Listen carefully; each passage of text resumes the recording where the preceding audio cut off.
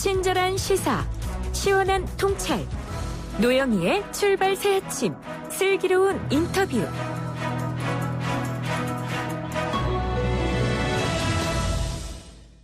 네, 무거운 마음으로 인터뷰를 시작해야 될 것 같습니다. 어제 코로나19 확진자가 100명이 넘었고요. 전국 각지에서 양성 반응이 나왔다는 소식이 많이 들려왔는데다가 오후에는 첫 사망자가 나왔습니다. 관련해서 그 전 질병관리본부장을 맡으셨던 교수님 모시고 한번 이야기 나누겠습니다. 교수님 안녕하세요. 네, 안녕하세요. 전병률입니다. 그 국내에서도 첫 사망자가 나왔는데 정말 무거운 마음으로 질문을 제가 안 드릴 수가 없습니다. 이 상황을 어떻게 보세요, 진짜?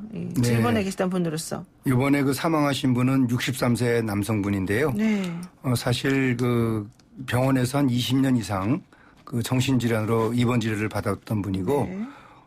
돌아가실 때 체중이 한 45kg 정도 상당히 쇠약한 그런 상태였다고 합니다. 네. 15일 날 발열 증상이 있고 급속히 진행이 되면서 19일 날 결과적으로 폐렴으로 돌아가셨는데, 네. 돌아가신 다음에 이 코로나19에 관련된 그런 확진 건들이 보고가 되면서 의료진들이 검사를 해서 양성으로 판정받은 경우인데요.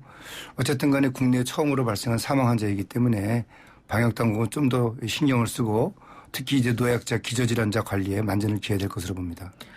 근데 사실 우리는 잘 되고 있는 줄 알았거든요. 그 방역이나 이런 것들이 외국에서 온 사람들 다 철저하게 격리시키고 또 완치도 다 됐다고 그러고 그러면은 그 사람들이 어디 지역 안에 들어가서 뭐 그렇게 퍼뜨릴 만한 건 없었다고 솔직히 생각을 했는데 왜 이런 일이 벌어지는 거예요? 네, 이제 사실 이제 지역사회 감염이라는 것이 그래서 중요한 건데요. 이 질병 자체가 이제 증상이 경미한 상태로 생활하면서 또 자연적으로 치유가 되는 게 한 뭐 80% 정도가 된다고 그래요. 그래서 우리 주위에 본인이 감염된 사실을 모르는 채 생활하는 분들이 많다는 얘기입니다. 그런 분들이 점점 많아지면서 이 바이러스에 노출될 수 있는 확률이 많아지는 거죠. 이번에 31번 환자는 사실상 그 이전에 어디선가 누구로부터 감염이 된 거예요. 근데 그 감염원을 지금 방역당국이 찾고 있는 과정인데 신천지 교회에서 감염이 됐을 가능성을 상당히 높게 보고 있습니다. 그런 분들과의 접촉을 통해서 감염이 되고 또 특히 이번에는 교회라는 그런 특수한 공간에서 다수의 인원들이 종교활동을 하면서 동시에 감염이 된 그런 상황이라서 그렇게 집단 감염이죠. 따라서 그런 집단 감염이 어떻게 보면 환자의 폭발적인 발생을 초래할 수 있기 때문에 특히 이런 다중이용시설들에 대해서는 이 코로나19와 같은 감염병이 유행할 때는 예방관리에 철저를 기해야 될 것으로 봅니다. 근데 그 말씀을 들어보면 뭐 외국에서 들어오는 바이러스, 그러니까 우리나라에는 전혀 없는 그 바이러스, 외국에서 들어오면서 퍼지게 된다. 그러니까 퍼지는 걸 막자. 여기까지는 된다. 이해가 되는데 네. 지금 얘기를 들어보게 되면 외국에서 들어온 바이러스를 퍼지는 걸 막았는데도 불구하고 국내 어딘가에서 그 바이러스가 있었기 때문에 이럴 수 있다는 거잖아요. 그러니까 외국에서 들어오신 분이 네. 본인이 이제 증상이 없는 상태라서 환자가 아니라고 생각을 하고 일상생활을 하는 겁니다. 그러니까 일단 교수님 보시기에는 네. 외국에서 들어온 건 맞다. 그렇습니다. 그게 네네. 저쪽에도 퍼지고 이쪽에도 퍼지고 딴 쪽에도 퍼졌는데 네. 그걸 우리가 모르고 있는 상황에서 그런 사람이 좀 더 많아지는 들어오는 문만 막고 있다 보니까 네네. 이게 이렇게 된 것이다. 그렇습니다. 이렇게 보시는 거예요. 네네. 근데 그렇게 되면은 안 그래도 이 감염을 막기 위해서는 좀 전방위적으로 여러 단계별로 이거를 막아야 된다고 얘기를 했는데 네. 그동안 우리는 계속 그러면 항공이나 뭐 배나 이런 쪽으로 오는 것만 신경 쓰다 보니까 이쪽이 뚫렸다는 거네요. 뚫린 게 아니고 네. 일단 초기에서 국내에 새로운 환자가 발생하는 걸 막으려면은 네. 해외 유입자들을 통해서 찾아내는 거고 또 그분들이 이제 국내에서 생활할 때 이상 증상 있으면 신고를 하라고 우리가 독려를 하는 겁니다. 네, 네. 그러면서 또 국내 상황은 국내 상황대로 신고가 들어온 분들을 찾아서 그분들을 즉시 격리를 하거나 네. 검사를 해서 확진 판정이 나면 또 접촉자를 찾고 이런 과정들이 계속 반복이 되는 건데 네, 네. 문제는 그 환자가 누구한테 걸렸는지 그걸 모르는 경우. 접촉을 해도. 예, 그걸 모르는 경우는 이미 우리 주위에 그런 증상을 가진 분들이 많이 거주하면서 계속해서 바이러스를 배출하고 있다. 그렇게 이제 보셔야 되는 거죠. 그러니까 이게 그 31번 환자도 그런 식일 수도 있기 때문에 정확히 모르는 거죠. 그렇습니다. 네. 지금 보건당국이 우리가 좀 전에 말했던 그 코로나19 감염 환자 사망, 그 네. 병원에 계시던 네. 그 분에 대해서 이제 사망하고 난 다음에 코로나가 있었다는 거를 발견을 했다는 얘기를 그렇죠. 했는데 네. 그렇다면은 그 사망이 정말 코로나 때문인지 네. 아니면 딴 것 때문에 사망을 했는데 그 사망자가 코로나도 가지고 있었던 건지 네. 이게 명확하게 안 나온 거 아니에요? 일단 이 환자가 15일 날 증상이 이제 발열 증상, 호흡기 증상이 있었습니다. 네. 그리고 또 이제 급속도로 이제 폐렴이 진행이 되면서 호흡곤란 증상이 있었고 결과적으로 호흡 정지 상태. 그래서 호흡이 마비가 돼서 사망을 하신 거죠.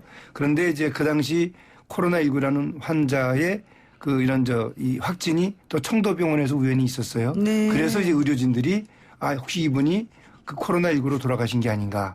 검체를 그래서 채취해서 보건당국으로 하여금 의뢰를 한 거죠. 네. 그래서 이제 확진 판정을 받았기 때문에 이분은 아무래도 이제 15일 날 발열 증상을 감안했을 때 청도병원 내에서 누군가로부터 코로나19에 감염이 됐을 것으로 그렇게 보는 겁니다. 감염이 됐을 것이고 네. 또 그 감염 때문에 죽은 거다 이렇게 그렇습니다. 봐요. 네. 왜? 치료가 제대로 안 됐기 때문에. 아무래도 이제 폐렴에 대한 치료가 적게 제공이 되지 않았고 그로 인해서 이제 호흡 정지 상태가 온 거죠.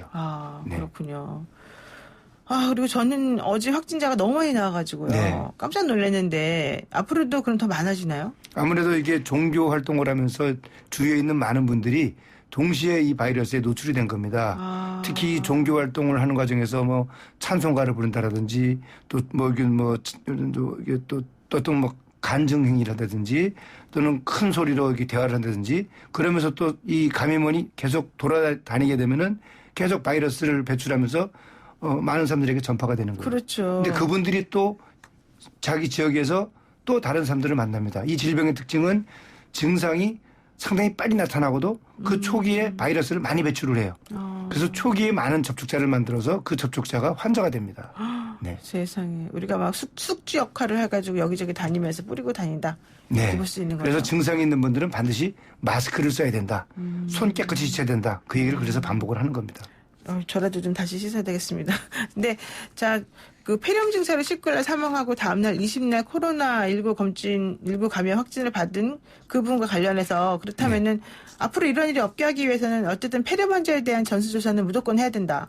그래서 일단 그 병원에 입원하고 있는 환자들 중에서 네. 폐렴 증상으로 입원하고 있는 분들을 이 검체를 채취해서 이 코로나19에 감염이 됐는지를 일단 파악을 해보고 네. 그 파악을 통해서 우리 이 병원에 실제 이 환자들이 있다 없다 그거를 이제 파악하는 것이 중요해요. 네. 그걸 파악을 함으로써 이 병이 우리나라에서 현재 아직까지는 병원까지 뭐 이 환자들이 없다 내지는 있는데 상당히 적더라 그런 걸 이제 파악하는 거죠. 그렇게 되면 이제 보건당국의 대응이 거기에 따라서 이제 변화가 좀 있을 수 있는 겁니다. 근데 우리 이런 얘기 하지 않습니까? 어르신들은 네.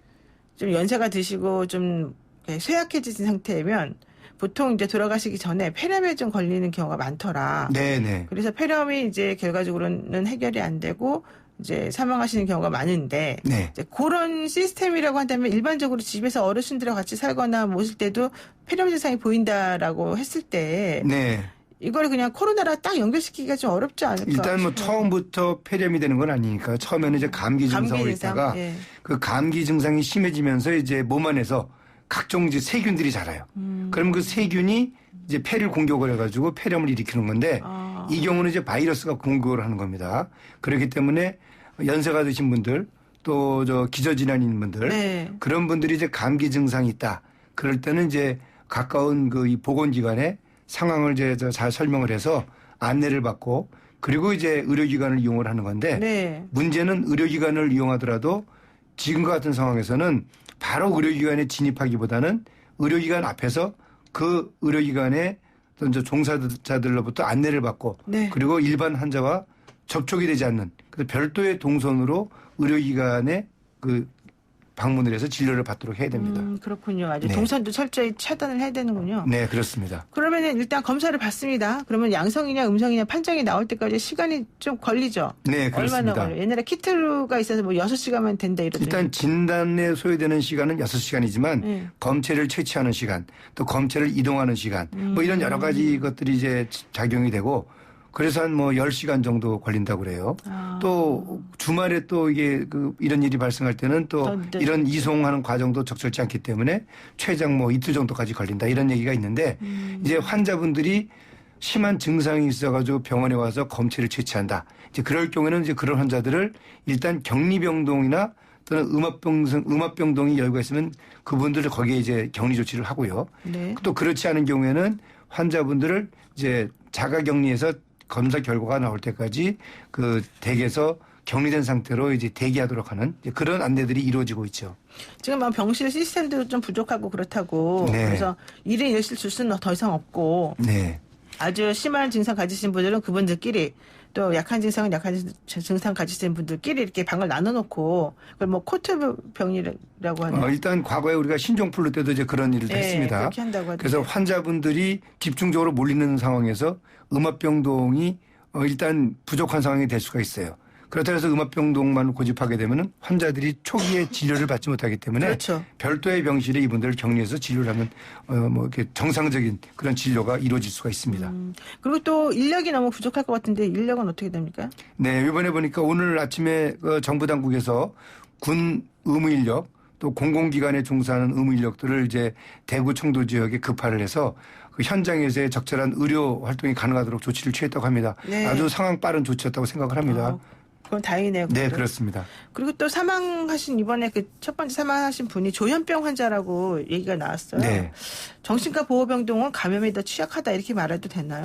아무래도 이제 폐쇄병동이고 또 그분들이 1인실 병실을 사용하는 것이 아니라 네. 여러분들이 함께 병실을 사용하기 때문에 혹시라도 그분들 중에서 누가 감염이 되면은 그 전파가 될 수 있는 양상이 훨씬 빠르다는 거죠. 그리고 또 그분들의 병원에서의 원내 생활이 일반적인 그런 건강한 사람들의 생활에 비해서는 면역력을 이렇게 키우는 그런 생활이 좀 약간 좀 부족한 면이 있겠죠. 그러다 보면은 일반적인 사람들보다는 감염에 더 취약할 수 있다. 이제 그렇게 볼 수 있습니다. 근데 또 안타까운 게 이 환자가 있던 이 병원의 의료진도 이분 때문에 감염됐다는 소식이 들리던데. 네, 요번에 이 청도 대남병원에 현재까지 15명의 확진자가 나왔는데 그 중에서 5명의 간호사분들이 감염이 됐습니다. 그러니까 이분들이 이제 그 환자들을 진료하는 과정에서 감염이 된 건지 네. 또는 뭐 어떤 다른 외부인에 통해서 감염이 된 건지 이제 그런 것들은 정확하게 역학조사를 해봐야겠습니다만 어쨌든 병원에서의 감염은 네. 환자뿐 아니라 의료진에게도 감염을 일으킬 수 있다는 점에서 그러니까. 상당히 중요합니다. 의료진들도 정말 싫으시겠어요. 솔직히. 그 의료진의 감염이 되면 또 병원의 기능이 네. 마비가 되는 네. 거거든요. 그러니까요. 그래서 더더욱 이게 중요한 문제가 될 수가 있습니다. 그 이번에 31번째 환자가 신천지 교회 신도였다는 얘기가 밝혀지고 나는데 네. 이분이 또 그 예배 보기 전에 청도를 갔었더라. 그런 이런 얘기는 나오니까. 아직까지 확인이 되고는 네. 있지 않습니다. 그래서 네. 이 교회하고 이 병원하고 이 사람하고 이 세 명의 그 왔다 갔다 하던 그 동선이나 이런 거를 파악을 하는 게 중요하다. 네, 그렇습니다. 이런 얘기를 하던데. 병원 당국의 얘기에 따르면은 아마 이 교회 측에서 월 1회 정도, 네. 월 1회 정도 이렇게 그 봉사활동을 병원에서 했던 것 같아요. 그래서 그런 봉사활동의 그 동선을 다 파악을 함으로써 혹시 그때 이 질병이 병원에 유입 전파가 된 것은 아닌가 뭐 지금 조사를 하고 있습니다. 그러니까 지금 그 31번째 환자가 먼저 병에 걸려서 다른 사람에게 슈퍼 전파를 시킨 게 아니라 이 31번째 환자도 2차 감염자로서 다른 사람들하고 같이 슈퍼 전파를 했을 가능성은 있다. 이렇게 보는 사람들이 지금 있더라고요. 방역 당국이 지금 이 신천지 교회에서 확진 판정을 받은 분들에 대한 일자별 발생 양상을 지금 네네. 조사하고 있는데 7일, 8일, 9일에 환자 발생한 게 작은 피크를 이뤄요. 그렇죠. 그다음에 17, 18, 19, 그 3일이 큰 피크를 이룹니다. 그 얘기는 뭐냐면은 7, 8, 9에 그 발생한 환자가 네. 그 이전에 누군가로부터 감염이 된 거다. 그래서 31번 환자가 그 7, 8, 9에 속하는 그런 걸로 지금 보고 있는 거예요. 그렇다면은 이 31번 환자는 2차 감염자다. 그렇죠. 그래서 이 신천지 교회에 있는 그 다른 사람은 지금도 계속 바이러스를 전파할 수 있는 가능성이 있기 때문에 특별히 신천지 교회에 있는 신도들에 대한 관리가 더더욱 중요하다. 그렇게 보고 있습니다. 그렇군요. 네. 사실 이제 아직까지 이게 완벽한 치료제는 개발이 안 됐다고 알고 있는데 사실 저희 병원 그러니까 저희 방송에 나오셨던 의사 선생님은 그 병원에서 3번 치료자하고 17번 치료자가 완치가 돼서 나가셨다고 말을 해주셨어요. 근데 그때 치료제를 사용한 게 이제 에이즈 치료제였다 네, 이렇게 그렇습니다. 했는데 그러면 저는 그 에이즈 치료제니까 누구에게도 다 들어요? 그 약이 효과가? 일단 요번에 우리 의사 선생님들이 TF를 만들지 않았습니까? 네, 그래서 네. 어떤 약제를 언제 선택할 거냐라는 걸 논의를 하면서 일단 건강한 성인의 경우에 자가 면역으로 치료가 될 수 있는 경우가 있으니 네.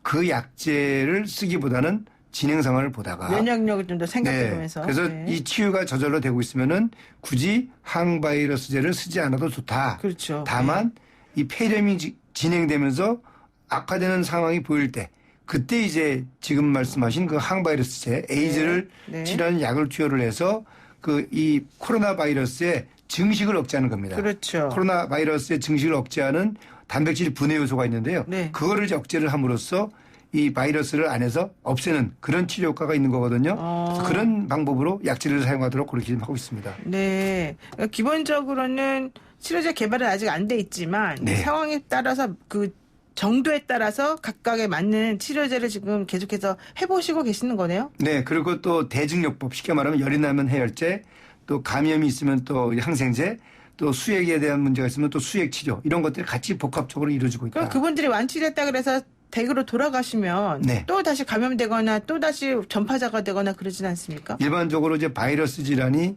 영구 면역이 생기는 경우가 있고 네. 또 일시 면역이 생기는 경우가 있는데 현재까지의 그 연구 결과에 따르면은 이 코로나19의 경우는 일시적인 면역은 있는 것 같더라. 그래서 한 6개월 정도는 이 괜찮은데. 면역 기능이 남아 있는 것으로 얘기가 되고 있는데 네. 이것이 과연 항구적인 면역을 가질지에 대해서는 이 질병의 유행이 종료가 되고 더 많은 연구가 이루어져야지만이 알 수가 있다. 6개월 지금 이후야 이제 더 아는 거네요. 네, 그래서 어쨌든 간에 이 현재 코로나19가 유행되는 시점에서 이 질병에 걸렸던 사람들은 네. 어쨌든 면역이 작동을 해서 이 유행 기간 동안에는 감염이 되지 않을 수 있다. 그렇게 지금 보고 있습니다. 그리고 또 이런 것도 있더라고요. 무슨 폐섬유화 이런 게 있어가지고 한번 그게 형성이 되고 나면 완치됐다 하더라도 계속해서 그와 관련된 질병을 달고 살아야 된다 이런 얘기가. 네. 사실 우리가 폐섬유화하는 얘기는 가습기 살균제 때 많은 이야기를 들었습니다. 네. 그러니까 폐가 고무같이 딱딱해지는 겁니다. 산소 교환이 안 되는 거예요. 그렇죠. 사망하게 되는 거죠. 네. 그래서 폐렴을 한 달 이상 심하게 하려면은 이제 그 폐섬유화라는 증상이 나타나는데 나타나죠. 네. 지금 이 코로나19의 경우에는 폐섬유화까지 유발시키는 것은 아직까지 국내에서는 관찰되지 않았고 왜냐는 네. 그런 환자가 없었으니까. 그렇죠. 다만 중국의 경우에도 이 폐섬유화까지 초래가 되는 그런 양상은 많지 않았다. 그렇게 지금 알려져 있습니다. 알겠습니다. 말씀을 들으면 막 뭔가 시원해야 되는데 조금 덜 시원해요. 사실 이게 어쩔 수가 없는 부분이긴 하니까 좀 더 열심히 노력을 해야 될 것 같습니다. 우리 이 라디오 들으시는 분들께 좀 마음을 안정시켜주는 말씀 한마디만 해주세요. 네, 아무래도 이 질병에 대한 불안감이 많을 것 같은데요. 일단 증상이 있는 분들은 반드시 마스크를 쓰셔야 되고요. 또 병원을 가실 때도 마스크를 써야 되고 또 병원에 종사한 분들은 전원 다 마스크를 써야 됩니다. 그리고 개인 위치 잘 지키는 것, 즉 손을 깨끗이 씻고 네. 증상이 있을 때는 반드시 보건기관에 신고해서 적절한 안내를 받는 것이 중요합니다. 네, 고맙습니다. 오늘 말씀 여기까지 듣겠습니다. 고맙습니다. 네, 감사합니다. 네, 지금까지 전병률 교수와 함께했습니다.